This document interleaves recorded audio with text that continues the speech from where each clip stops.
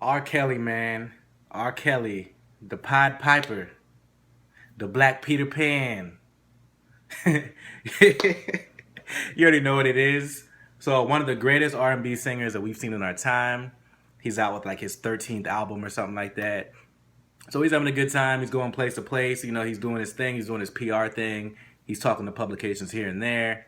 But he came across the Huffington Post, which he probably now regrets.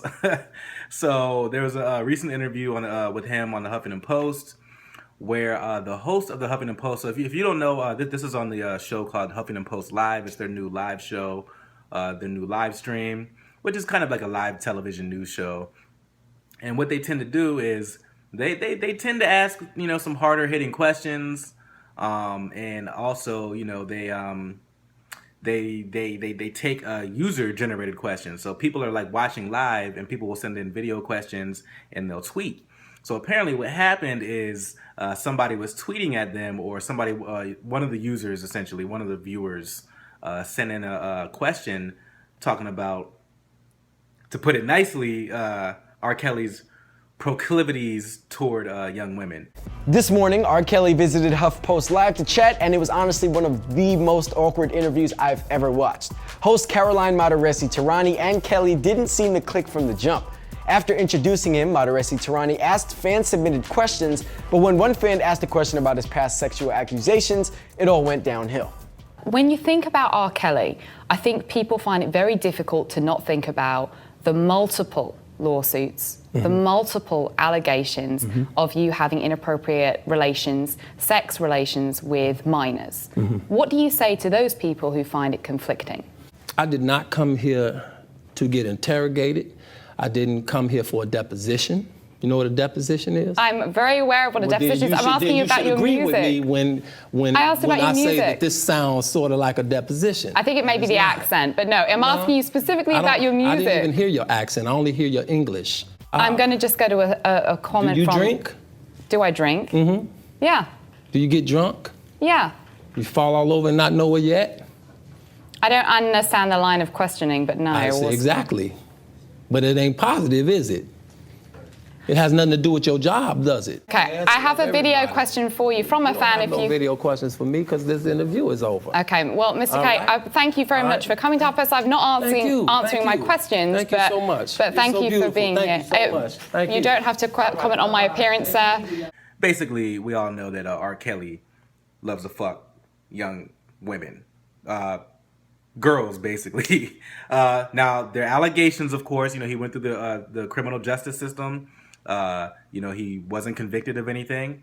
So, but we know that doesn't always mean that you're completely innocent. But for the sake of, you know, having a benchmark, let's go ahead and use that benchmark. We have to have some sort of benchmark. So let's go ahead and talk about the reporter or the host of the show. Now, my opinion is kind of like, I think that, yes, as a journalist, you're supposed to ask those questions. But I think that, like, if the PR team, if R. Kelly's PR team said ahead of time, like, hey, you know, do not talk about this. And I think if the Huffington Post agreed to that, and if they still decided to still go ahead, even after they agreed to not talk about it, to go ahead and talk about it, then I think that's kind of fucked up. Now, you know, people talk about the whole Bill Cosby situation. Now, Bill Cosby thing came up because, you know, somebody in pop culture brought it back up. Nobody's really talking about R. Kelly and what happened in the past with these young women and, you know, his fondness of girls, essentially, and teens. Nobody's really talking about this except the Huffington Post. So that's kind of, you know, they're bad on that part. Now, on the other side, it's kind of R. Kelly's bad because you fuck with little girls.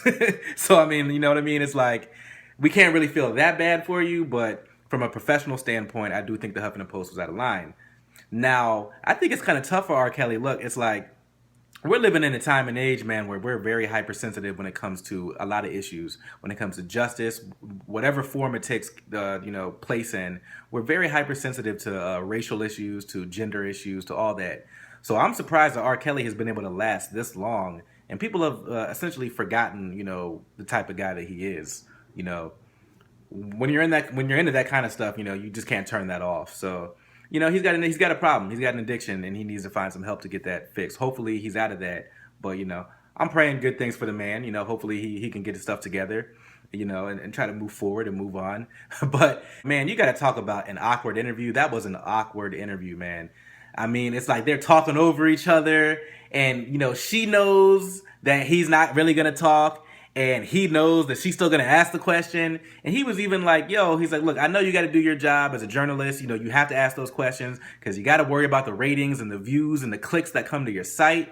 If you don't talk about certain issues, you know, that's your job, that's your ass." And he's like, "Look, you know, you also got to understand where I'm coming from." So I get that. You know, he was trying to give her a chance, but she kept going.